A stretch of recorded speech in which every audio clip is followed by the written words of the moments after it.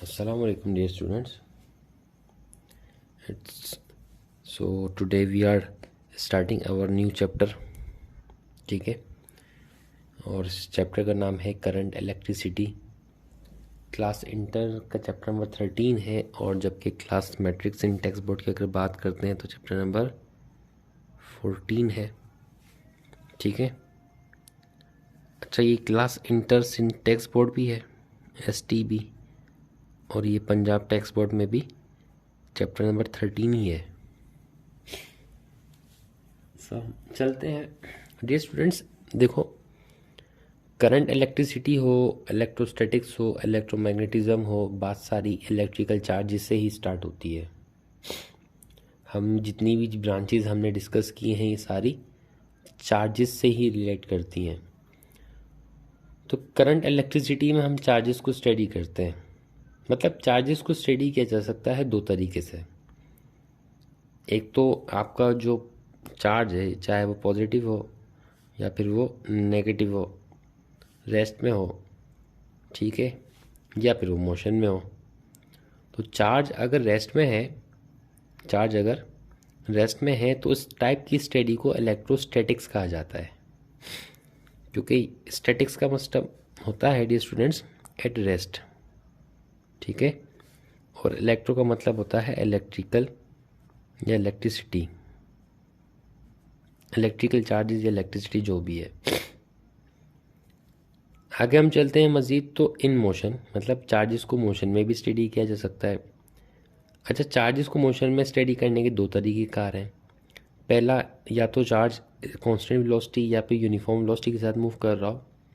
तो अगर आपका जो चार्ज है वो कांस्टेंट वेलोसिटी के साथ मूव कर रहा है, so this type of study is known as current electricity. And if charge is accelerating with unit time, so this type of study is known as electromagnetism, because every accelerated subatomic particle produces magnetic field, so the combination of electric and magnetic field is known as electromagnetism. This is the another branch of physics we have. So today we are starting our current electricity. It means that our charge is in uniform motion or constant velocity. Okay, students, conductor अगर ऐसे ही हम रख दें, फ़र्ज़ करें कि conductor है और आपने उसको एक रूम टेम्परेचर पर रख दिया है। ठीक है, ये पेन नहीं, ये कंडक्टर है, आपने इसको रूम टेम्परेचर पर रख दिया है। अब लाजमी सी बात है, कंडक्टर है तो उसके अंदर फ्री इलेक्ट्रॉन्स भी होंगे। रूम टेम्परेचर कितना होता है ज़्यादा से ज़्यादा? 26 डिग्री सेल्सियस या फिर 27 डिग्री सेल्सियस। ठीक है, तो ये 26 डिग्री सेल्सियस है, 27 डिग्री सेल्सियस है। अब कंडक्टर को जब टेम्परेचर मिलता है तो उसमें मौजूद फ्री इलेक्ट्रॉन्स मूव करते हैं with some amount of kinetic energy. तो जब हम किसी भी कंडक्टर को रूम में रखते हैं, रूम टेम्परेचर पर रखते हैं, तो इसमें मौजूद फ्री इलेक्ट्रॉन्स भी मूव करते होंगे with some amount of kinetic energy. जब इलेक्ट्रॉन्स कंडक्टर में मूव करते हैं तो क्या इसके अंदर करंट प्रोड्यूस नहीं होता होगा? तो हमारे आंसर मिलता है नहीं। अगर आप कंडक्टर या कोई भी लोहे की राड उठा के रूम के अंदर रख दो, रूम टेम्परेचर पर रख दो, तो उसमें करंट प्रोड्यूस नहीं होता, जबकि उसमें इलेक्ट्रॉन्स मूव कर रहे होते हैं। करंट तो होता ही है कि इलेक्ट्रॉन मूव कर रहे हैं विथ यूनिट टाइम। बात यह है कि जो इलेक्ट्रॉन्स उस कंडक्टर में मूव कर रहे हैं रूम टेम्परेचर के ऊपर, वो मूव करते हैं due to the thermal energy. Thermal energy की वजह से इन इलेक्ट्रॉन्स को मिलती है थर्मल वेलोसिटी, जो कि इक्वल होती है तकरीबन सेवरल थाउजेंड्स किलोमीटर, कुछ हज़ार किलोमीटर पर सेकंड। लेकिन क्या इसके अंदर करंट प्रोड्यूस होता है? तो इसका जवाब है नहीं, क्योंकि थर्मल एनर्जी पर एक इलेक्ट्रॉन ऐसे भाग रहा है तो दूसरा नीचे, तीसरा ऊपर भाग रहा है। मतलब ये जितने भी इलेक्ट्रॉन्स होते हैं ये स्पेसिफिक डायरेक्शन में मूव नहीं करते, रैंडम डायरेक्शन में मूव कर रहे होते हैं, जिसकी वजह से ये एक दूसरे को कैंसिल आउट करते रहते हैं और करंट प्रोड्यूस नहीं होता, करंट ज़ीरो होता है। लेकिन अगर हम बात करें एक ऐसे कंडक्टर की जिसको हमने एक बैटरी के साथ अटैच किया है, ये आपको बैटरी का साइन नज़र आ रहा है, एक बैटरी के साथ अटैच किया है, तो अब सवाल किया जाए कि क्या इस कंडक्टर के अंदर करंट प्रोड्यूस होगा? तो हमें जवाब मिलता है जी हाँ। जब किसी भी कंडक्टर को बैटरी के साथ अटैच कर दिया जाए या उसमें इलेक्ट्रिक फील्ड ला दी जाए या फिर बैटरी के साथ अटैच कर दिया जाए, डियर स्टूडेंट्स बात एक ही है। तो जब किसी भी कंडक्टर को बैटरी के साथ अटैच कर दिया जाए तो उसमें मौजूद तमाम फ्री इलेक्ट्रॉन्स एक स्पेसिफिक डायरेक्शन में मूव करते हैं with some amount of velocity, and this velocity is known as drift velocity. इसे कहा जाता है ड्रिफ्ट वेलोसिटी। अच्छा, ये जो ड्रिफ्ट वेलोसिटी होती है ये तकरीबन 10⁻³ मीटर पर सेकंड के इक्वल होती है। इस कंडीशन में क्या होता है कि अब सारे इलेक्ट्रॉन्स एक ही डायरेक्शन में मूव कर रहे हैं। तो अब इस कंडीशन के अंदर इस कंडक्टर में क्या होता है, करंट प्रोड्यूस होता है। तो हमने देखा कि भाई करंट इलेक्ट्रिसिटी क्या होती है कि चार्जेस को स्टडी करते हैं हम कांस्टेंट वेलोसिटी में।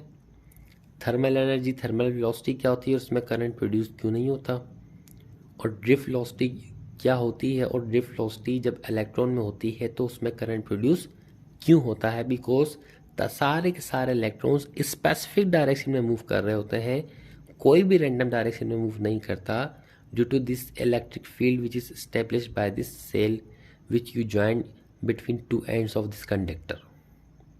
क्लियर है? आगे चलें कि what is mean by electric current. Current को हम डिफाइन कैसे करें? डियर स्टूडेंट, अब सवाल ये आता है कि करंट है क्या। तो करंट को हम डिफाइन करते हैं कि flow of electron in a conductor. Conductor में इलेक्ट्रॉन का फ्लो होना करंट कहलाता है। इसका सिंबल I है, formula I is equal to Q/T। Charge per unit time is known as current. इसकी यूनिट की बात करें तो यूनिट चार्ज का जो यूनिट होगा डियर स्टूडेंट्स वो कूलम और टाइम का second. So coulomb per second is equal to ampere, and this ampere is also known as fundamental unit. ये बड़ा इंपॉर्टेंट यूनिट है क्योंकि ये फंडामेंटल यूनिट भी है। ऐसा यूनिट कितने? फंडामेंटल 7 है, तो वो उन 7 में से एक एम्पियर भी है। सो डियर स्टूडेंट्स, अगर आपसे सवाल किया जाए कि भाई एम्पियर क्या होता है, तो आप उसको बता दो कि आपके पास अगर एक कंडक्टर है जिसकी लेंथ 1 मीटर हो और उसमें एक चार्ज मूव कर रहा हो 1 सेकेंड के अंदर, मतलब 1 मीटर वाले कंडक्टर में 1 कूलम चार्ज 1 सेकेंड में मूव करे, तो उसकी वजह से जो करंट प्रोड्यूस होगा वो 1 एम्पियर होगा। ठीक है, इसको हम इस तरह से डिफाइन कर सकते हैं। लेकिन मैं आपको बता दूं कि ये जो एक चार्ज होता है ना, इसकी वजह से 1 एम्पियर करंट प्रोड्यूस हो नहीं सकता। ये हम एक कन्वेंशन लेते हैं। अगर आप ये पढ़ो भी तो आपके लिए भला है, नहीं पढ़ो तो कोई मसला नहीं है। लेकिन 1 एम्पियर क्या है, अगर आपसे कोई पूछ ले कि भाई 1 कूलम चार्ज मूव कर रहा हो 1 सेकेंड के अंदर, so this is known as 1 ampere. मतलब उस 1 कूलम की वजह से 1 सेकेंड के अंदर जो करंट बनेगा वो 1 एम्पियर होगा। कंडक्टर की लेंथ क्या हो, 1 मीटर हो। डियर स्टूडेंट्स, पहले का जब ज़माना था तो उसमें ये समझा जाता था कि करंट की 2 टाइप्स होती हैं। वैसे तो कोई करंट की टाइप नहीं होती है, लेकिन करंट की 2 टाइप होती हैं। कैसे? पहले समझा जाता था, इस बात को बाद में गलत कर दिया गया। एक होती थी कन्वेंशनल, दूसरी होती थी इलेक्ट्रॉनिक्स। कन्वेंशनल बोलते थे flow of positive charges in a conductor. अब इनको बात समझ में नहीं आती थी कि flow of positive charges conductor में होता ही नहीं है। ये सारी बात गलत थी। ये समझते क्या थे, आइए हम समझते हैं। देखें जी, अब आपने क्या किया, कंडक्टर लिया, उस कंडक्टर के अंदर लाजमी सी बात है इस एटम्स भी होंगे, इस एटम से अटैच ये इलेक्ट्रॉन्स भी होंगे जिसको हम फ्री इलेक्ट्रॉन कहते हैं। सेल लगाओगे, फ्री इलेक्ट्रॉन एटम से हट जाएगा, फिर मूव करने लग जाएगा, करंट प्रोड्यूस होगा।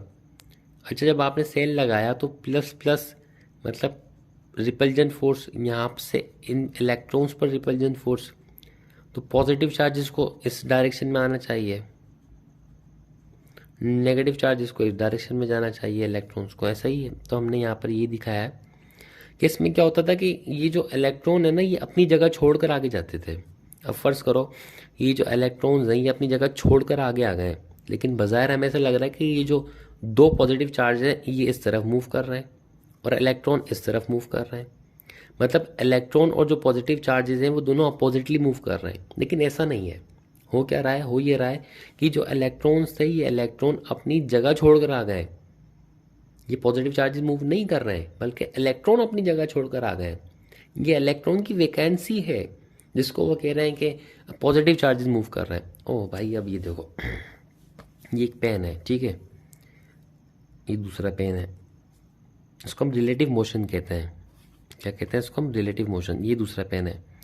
अब अगर मैं ऊपर वाला पेन इस तरफ से मूव करूं, आपको शायद दिख नहीं रहा, ऊपर वाला पेन मैं ऐसे मूव करूं राइट हैंड की तरफ, तो बजाय क्या हो रहा है, ऊपर वाले पेन के हिसाब से नीचे वाला पेन लेफ्ट साइड पर जा रहा है। ऐसा ही है, ये देखो, ये लेफ्ट साइड पे गया, लेकिन जो नीचे वाला पेन है वो तो मूव ही नहीं कर रहा है। लेकिन ऊपर वाले पेन के हिसाब से नीचे वाला पेन लेफ्ट पर जा रहा है और नीचे वाले के हिसाब से ऊपर वाला पेन राइट पर जा रहा है। तो this is known as relative motion. तो यहाँ पर भी इन्होंने क्या कहा कि भाई रिलेटिव मोशन होता है, और जो पॉजिटिव चार्जेस होते हैं वो इलेक्ट्रॉन की डायरेक्शन के अपोजिट मूव करते हैं। तो वो जो पॉजिटिव चार्जेस इलेक्ट्रॉन की डायरेक्शन के अपोजिट मूव कर रहे हैं ना, वो भी करंट बनाते हैं, और वो जो करंट बनाते हैं वो कन्वेंशनल करंट कहलाता है। और उसकी जो डायरेक्शन होती है वो हमेशा पॉजिटिव टर्मिनल से लेकर नेगेटिव टर्मिनल तक फ्लो करता है।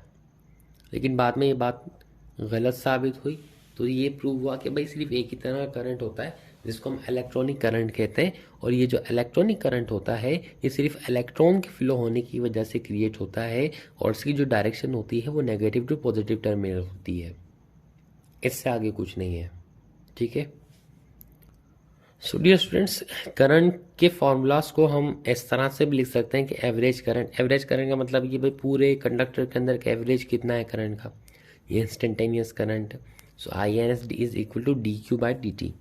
अच्छा, ये जो डी है यहाँ पे जब हम इंस्टेंटेनियस लेते हैं तो डी मीन्स होता है डिफ्रेंशिएट,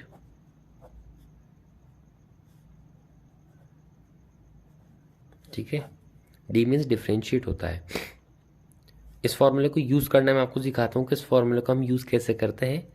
एक प्रॉब्लम यहाँ हमने ली है कि फ़र्ज़ करो कि आपके पास Q की वैल्यू ये दी हुई है और बोला जाए कि टाइम 3 सेकेंड्स के अंदर करंट मालूम करके बताओ इस कंडक्टर में। जैसे कि इलेक्ट्रॉन चलना स्टार्ट हुआ, यहाँ तक उसको 1 सेकेंड हुआ, फिर 2 सेकेंड हुए, अब इलेक्ट्रॉन यहाँ पर पहुँचा तो उसको कितना टाइम लगा, 3 सेकेंड लगे। अब इलेक्ट्रॉन जब इस हिस्से में पहुंच गया है तो बताओ इस हिस्से के अंदर करंट कितना होगा।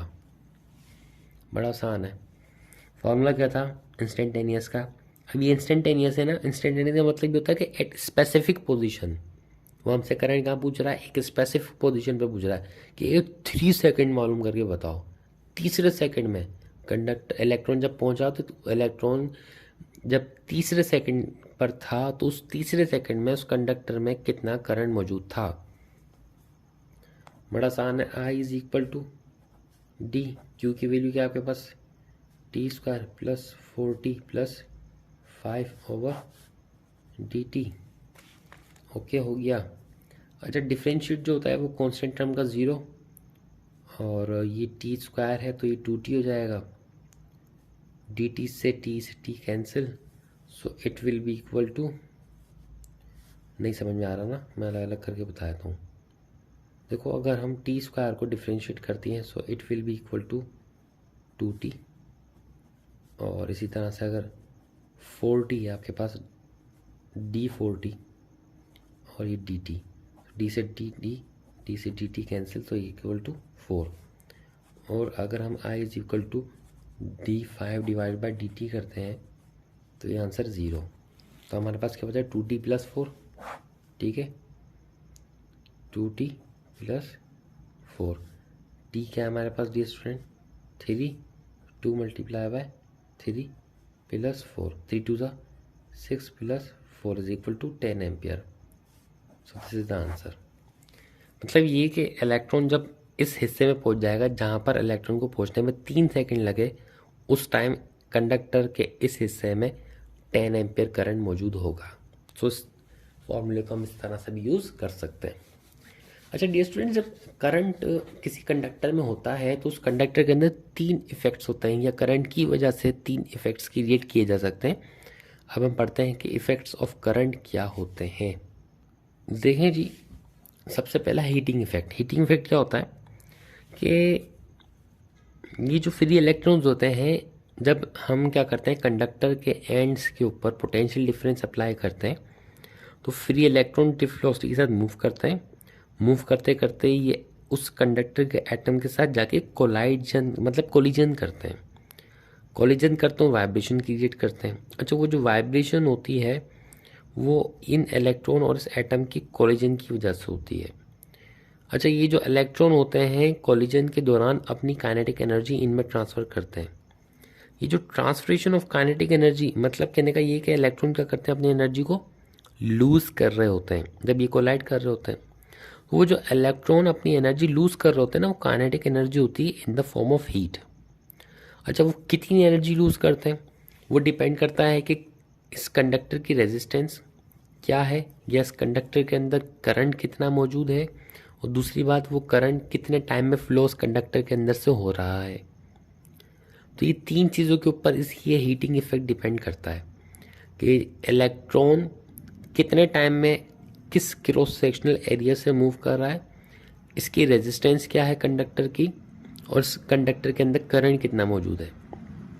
तो हम ये कहते हैं कि भाई जो हीटिंग इफेक्ट होता है, मतलब इस कंडक्टर के अंदर जो हीट क्रिएट होती है वो इस कंडक्टर की रेजिस्टेंस और वो करंट जो टाइम में मूव कर रहा होता है उस टाइम के और इस करंट के स्क्वायर के डायरेक्टली प्रोपोर्शनल होती है। ठीक है, या हम ये भी कह सकते हैं कि जो H है वो डायरेक्टली प्रोपोर्शनल होता है I स्क्वायर और T के, जिसमें R मतलब resistance of a conductor constant रहता है। ये हमें किसने बताया था, जूल्स ने बताया था, जिसको जूल्स लॉ भी कहा जाता है। जूल्स लॉ भी इसको कहा जाता है। So current in a conductor, ठीक है, I T time in which current is flowing, R resistance of a conductor. Next lecture हमारा होगा रेजिस्टेंस के ऊपर। नेक्स्ट लेक्चर बहुत ही प्यारा लेक्चर होगा इंशाल्लाह। दूसरा होता है मैग्नेटिक इफेक्ट। डियर स्टूडेंट्स, जब इलेक्ट्रॉन कंडक्टर में एक्सेलरेट होते हैं तो मैग्नेटिक फील्ड प्रोड्यूस करते हैं, और ये बात हमें बताई थी हैंस ऑरेस्टेड ने। और वो जो मैग्नेटिक फील्ड है बड़ी आसानी से मालूम कर सकते हैं। जैसे फर्स्ट करो आपके पास ये पेन है, ये वायर है, और इसके अंदर करंट इस डायरेक्शन में मूव कर रहा है अपवर्ड, वर्टिकली अपवर्ड। आपने क्या किया भाई, ये जो अपना थंब है इस तरह से इरेक्ट किया, और ये जो फिंगर्स हैं ये फिंगर्स आपने कर्ल कर ली इसको ग्रैप्स करके। तो अब ये आपका जो थंब है ये इरेक्ट करता है ये करंट की डायरेक्शन को, और ये जो फिंगर है ये डिनोट करती हैं कि मैग्नेटिक फील्ड किस डायरेक्शन में मूव कर रही है। इसी तरह से आप इसको उल्टा कर लें, मतलब इस वायर को आप लें, वायर को पकड़ने के बाद आप अपना जो थंब है वो करंट की डायरेक्शन में लेके जाएं, और जहां आपकी फिंगर जाएंगी वो मैग्नेटिक फील्ड की डायरेक्शन होगी। तो मैग्नेटिक इफेक्ट भी करंट प्रोड्यूस करता है। दूसरी जो इफेक्ट होता है वो होता है इलेक्ट्रोलाइसिस का। फर्ज करें कि हमने एक सर्किट बनाया और सर्किट को हमने एक ऐसे चीज़ के अंदर डाल दिया जहाँ पे डाइल्यूट सल्फ्यूरिक एसिड और कॉपर सल्फेट मौजूद है। तो क्या होगा कि इसमें मौजूद जितना भी कॉपर होगा वो इन इलेक्ट्रोड्स के ऊपर आकर चिपक जाएगा, जिसको हम इलेक्ट्रोप्लेटिंग भी कहते हैं, और ये इलेक्ट्रोलाइसिस मौजूद हो रहा होगा। अच्छा, ये जो इलेक्ट्रोलाइसिस के अंदर हो रहा है ये कॉपर और इसके आयंस टूट कर एक दूसरे के साथ टूट रहे हैं। जब एक दूसरे के साथ टूटेंगे तो लाजमी सी बात है ये इलेक्ट्रोड के ऊपर आके पेस्ट हो जाएंगे। तो करंट की वजह से हम इलेक्ट्रोलाइसिस भी कर सकते हैं। So this is also known as chemical effect, क्योंकि ये केमिकल में किया जा रहा है। So take care of yourself. अल्लाह हाफिज़।